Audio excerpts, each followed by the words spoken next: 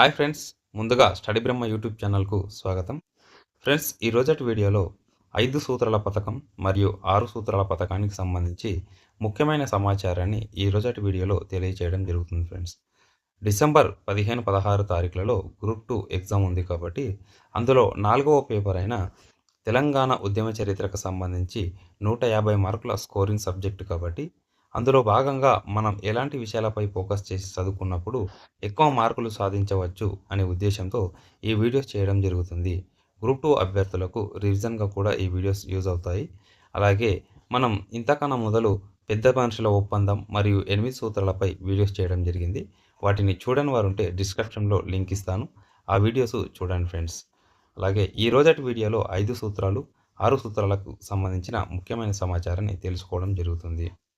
Friends, ఇప్పటివరకు మన study బ్రహ్మ YouTube ఛానల్‌ని సబ్స్క్రైబ్ చేసుకోకుండా చూస్తున్న వారుంటే సబ్స్క్రైబ్ చేసుకొని చూడండి. అలాగే టెలిగ్రామ్ గ్రూప్‌లో జాయిన్ అవ్వండి. నేను పెట్టే ఎలాంటి ఇన్ఫర్మేషన్ అయినా మిస్ కాకుండా ఉండటానికి అవకాశంగా ఉంటుంది ఫ్రెండ్స్. ఓకే ఫ్రెండ్స్, వీడియోస్ చూడండి. వీడియోస్ చూశాక ఇన్ఫర్మేషన్ నచ్చితే గనక లైక్ కొట్టి ఎంకరేజ్ చేయండి ఫ్రెండ్స్. మీరు లైక్ కొట్టి ఎంకరేజ్ చేసినట్లయితే ఇటువంటి ఇన్ఫర్మేషన్ ఉన్న వీడియోస్ మున్ముందు ఇంకొన్ని తీసుకురావడానికి ఎంకరేజ్‌గా ఉంటుంది. అలాగే ఈ వీడియోస్ ఇంకొంతమందికి రీచ్ అయ్యే అవకాశం ఉంటుంది కాబట్టి లైక్ కొట్టడం మర్చిపోకుండా లైక్ కొట్టండి ఫ్రెండ్స్. ఓకే ఫ్రెండ్స్, ఇప్పుడు వీడియోలోకి వెళ్ళిపోదాం. 5 సూత్రాల పథకం. 5 సూత్రాల పథకానికి సంబంధించి ఇప్పుడు చూసినట్లయితే 5 సూత్రాల పథకాన్ని 1972 నవంబర్ 27 తారీఖున 5 సూత్రాల పథకాన్ని ప్రవేశపెట్టడం జరిగింది. ఈ 5 సూత్రాల పథకం జై తెలంగాణ ఉద్యమం మరియు జై ఆంధ్ర ఉద్యమం కారణంగా వచ్చినదే 5 సూత్రాల పథకం.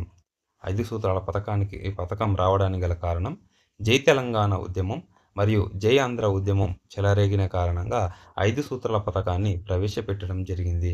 ఇందిరాగాంధీ గవర్నమెంటు 5 సూత్రాల పథకాన్ని ప్రవేశపెట్టడం జరిగింది. ఈ 5 సూత్రాల పథకానికి సంబంధించి కొద్దిగా బ్యాక్‌గ్రౌండ్ చూసినట్లయితే 1969 జనవరి 8 తారీఖున అన్నబత్తుల రవీంద్రనాథ్ అనే విద్యార్థి నాయకుడు ఖమ్మం జిల్లాలో ఆమరణ నిరాహార దీక్షకు కూర్చోవడం జరిగింది. దీని సమస్యల కారణంగా 1969 జనవరి 21 తారీఖున రాష్ట్ర ప్రభుత్వం జీవో నంబర్ 36ను జారీ చేయడం జరిగింది. జీవో నంబర్ 36 తెలియచేస్తున్న విషయాలు మనం చూసినట్లయితే, అక్రమంగా తెలంగాణలో ఉద్యోగాలు పొందిన ఆంధ్ర ప్రాంత వాసులు ఆంధ్రాకు తిరిగి వెళ్ళాలి అనే విషయాలు తెలియచేస్తున్నది జీవో నంబర్ 36.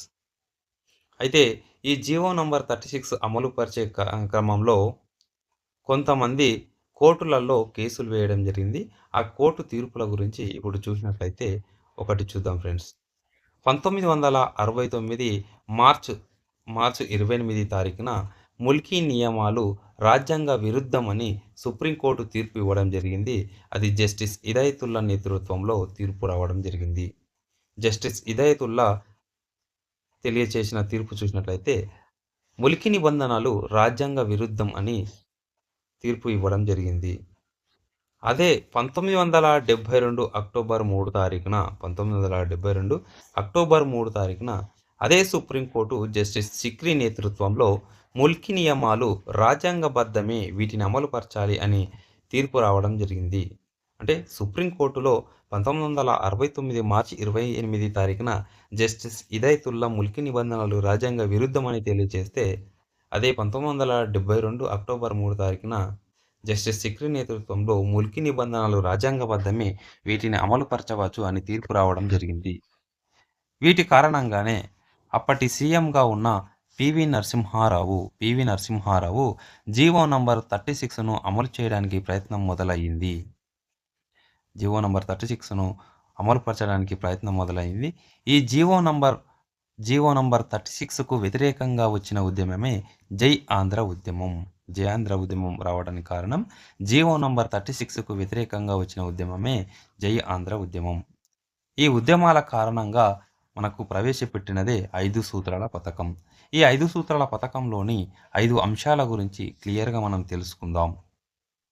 ఇప్పుడు 5 సూత్రాల పథకంలో మొదటి నియమం ఏం తెలియజేస్తుంది? మొదటి సూత్రం ఏం తెలియజేస్తున్నదని చూసినట్లయితే ములికి నియమాలు అంటే తహసీల్దార్ మరియు జూనియర్ ఇంజనీర్ మరియు అసిస్టెంట్ సివిల్ సర్జనర్ అయినటువంటి నాన్ గెజిటెడ్ ఉద్యోగాలకు ఈ ఉద్యోగాలకు మూలికి వర్తిస్తుంది. మరియు రాష్ట్ర స్థాయి ఉద్యోగాలకు ప్రతి 3 ఉద్యోగాలకు రెండవ ఉద్యోగానికి మూలికి వర్తిస్తుంది. మొదటి నియమం ఏం తెలియజేస్తుందంటే, మూలికి నియమాలు వేటికి వర్తిస్తాయి, ఏ ఉద్యోగాలకు మూలికి నియమాలు వర్తిస్తాయని తెలియజేస్తున్నది మొదటి నియమం. రెండవ నియమం చూసినట్లయితే, రెండవ నియమం ఈ మూలికి నియమాలు 1977 డిసెంబర్ చివరి నాటికి హైదరాబాద్ మరియు సికింద్రాబాద్ ప్రాంతాలలో వర్తిస్తాయి. అలాగే 1980 డిసెంబర్ చివరి వరకు మిగిలిన తెలంగాణ ప్రాంతాలలో ఈ మూలికి నిబంధనలు వర్తిస్తాయని తెలియజేస్తున్నది రెండవ నిబంధన. అంటే రెండవ నిబంధన కాలపరిమితి ఎప్పటి వరకు మూలికి నిబంధనలు వర్తిస్తాయని తెలియజేస్తున్నది రెండవ నిబంధన.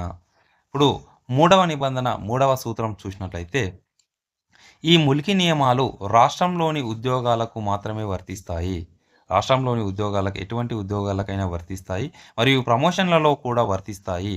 కానీ ఆల్ ఇండియా సర్వీస్లకు మూలికి వర్తించదు అని తెలియజేయడం జరుగుతుంది.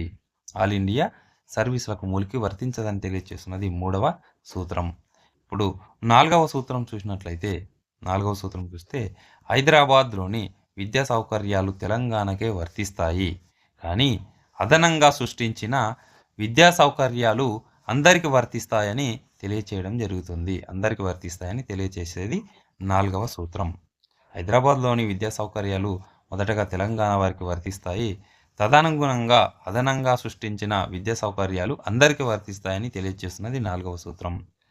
ఐదవ సూత్రం చూసినట్లయితే, ఐదవ సూత్రం హైదరాబాద్ శాంతి భద్రతల సమస్యల పరిష్కారానికి ఉమ్మడి పోలీస్ బలగాలు హైదరాబాద్లో, రాజధాని అయిన హైదరాబాద్లో ఉంటాయని తెలియజేస్తుంది. ఇక్కడ ఏపీ కానీ ఇక్కడ తెలంగాణలోని ఉమ్మడి బలగాలు హైదరాబాద్లో ఉంటాయని తెలియజేస్తున్నది ఐదవ నిబంధన. 5 నియమాలు, నిబంధనలు కాదు ఫ్రెండ్స్, 5 నియమాలు. ఇప్పుడు 6 సూత్రాల పథకానికి సంబంధించి ముఖ్యమైన సమాచారాన్ని ఇప్పుడు చూద్దాం ఫ్రెండ్స్. 6 సూత్రాల పథకం 1973 సెప్టెంబర్ 21 తారీఖున 6 సూత్రాల పథకాన్ని ప్రవేశపెట్టడం జరిగింది. ఈ 6 సూత్రాల పథకం జయాంధ్ర ఉద్యమం కారణంగా వచ్చినదే 6 సూత్రాల పథకం. 6 సూత్రాల పథకం జయాంధ్ర ఉద్యమం కారణంగానే రావడం జరిగింది.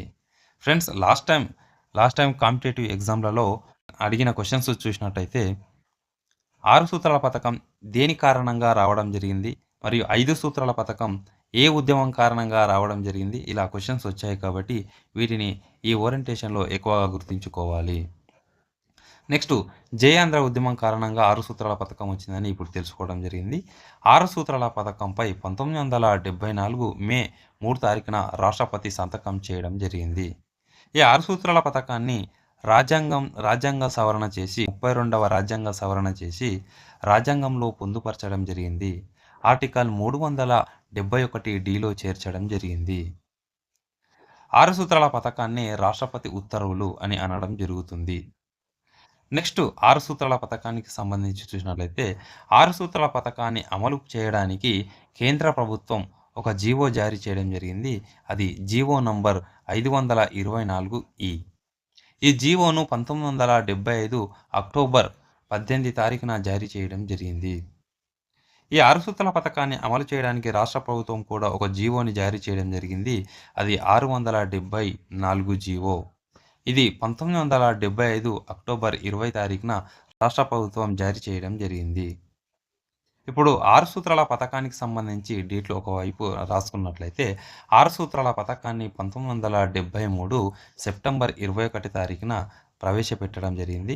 6 సూత్రాల పథకంపై రాష్ట్రపతి 1974 మే 3 తారీఖున సంతకం చేయడం జరిగింది. ఈ 6 సూత్రాల పథకాన్ని 32వ రాజ్యాంగ సవరణ ద్వారా రాజ్యాంగంలో పొందుపరిచారు. ఆర్టికల్ 371Dలో పొందుపరచడం జరిగింది. వీటిని రాష్ట్రపతి ఉత్తర్వులు అని అనడం జరుగుతుంది. ఈ 6 సూత్రాల పథకాన్ని అమలుపరచడానికి కేంద్ర ప్రభుత్వం జీవో 524E జారీ చేయడం జరిగింది. ఈ జీవోను 1975 అక్టోబర్ 18న జారీ చేయడం జరిగింది. ఈ 6 సూత్రాల పథకంలోని అంశాలను అమలుపరచడానికి రాష్ట్ర ప్రభుత్వం కూడా ఒక జీవోని జారీ చేసింది. అది జీవో నంబర్ 674. దీనిని 1975 అక్టోబర్ 20 తారీఖున 1975 అక్టోబర్ 20 తారీఖున జారీ చేయడం జరిగింది. ఇప్పుడు 6 సూత్రాల పథకంలోని ముఖ్యమైన అంశాల గురించి ఇప్పుడు చూద్దాం ఫ్రెండ్స్. 6 సూత్రాల పథకం అందులోని అంశాలు.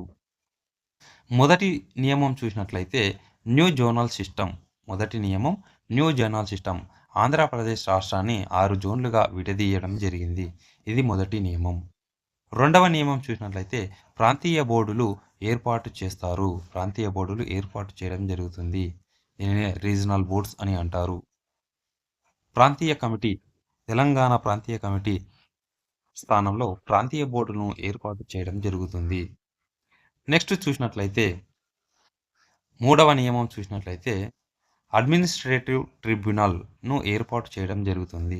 అడ్మినిస్ట్రేటివ్ ట్రిబ్యునల్ ఇది ఉద్యోగాల నియామకం మరియు ప్రమోషన్ల సమస్యల పరిష్కారానికై ఒక ట్రిబ్యునల్ను ఏర్పాటు చేశారు. ఇది అడ్మినిస్ట్రేటివ్ ట్రిబ్యునల్ను ఏర్పాటు చేయడం జరుగుతుంది. నెక్స్ట్ నాలుగవ నియమం చూసినట్లయితే హైదరాబాద్లో కేంద్రీయ విశ్వవిద్యాలయాన్ని ఏర్పాటు చేయడం జరుగుతుంది. HCU, Hyderabad central university. ఇప్పుడు ఐదవ నియమం చూసినట్లయితే ఐదవ నియమం ఉద్యోగాల విభజన జరిగింది.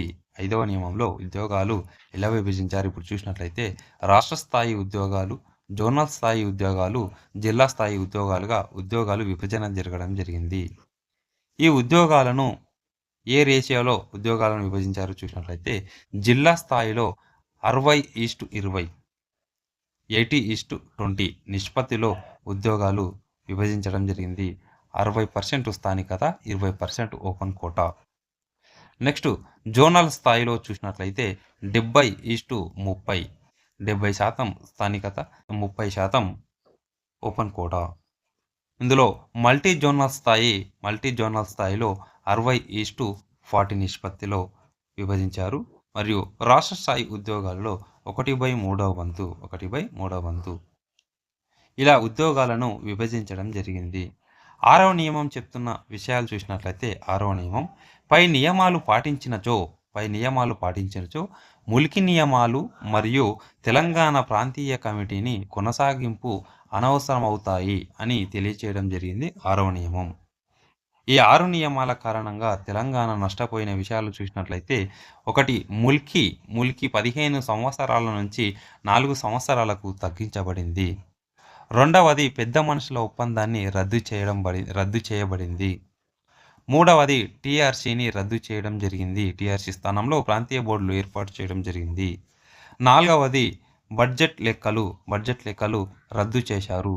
మొదట ఏపీకి సపరేటు, తెలంగాణకు సపరేటు చేస్తున్న బడ్జెట్ లెక్కలను క్యాన్సల్ చేసి ఒకే ఆంధ్రప్రదేశ్ యొక్క బడ్జెట్ లెక్కలు చేయడం జరుగుతుంది. ఇవి 6 సూత్రాలు మరియు 5 సూత్రాలలోని ముఖ్యమైన విషయాలు.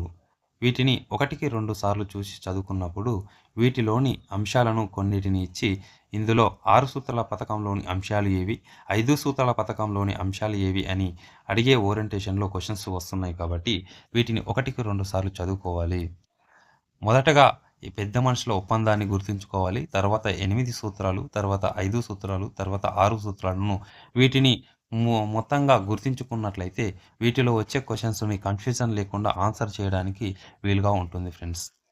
ఖచ్చితంగా వీటిని 1కి 2 సార్లు చదవండి. వీటిపై క్వశ్చన్స్ లేకుండా క్వశ్చన్ పేపర్ రెడీ చేయరు. వీటిపై ఖచ్చితంగా ఏదో ఒక విధంగా క్వశ్చన్స్ అడుగుతారు కాబట్టి వీటిని 1కి 2 సార్లు చూడండి. ఫ్రెండ్స్, మన స్టడీ బ్రహ్మ యూట్యూబ్ ఛానల్లో ఇలాంటి ముఖ్యమైన ఇన్ఫర్మేషన్ని ఎప్పటికప్పుడు మీకు అందిస్తూ ఉంటాను. మన టెలిగ్రామ్లో జాయిన్ అవ్వండి.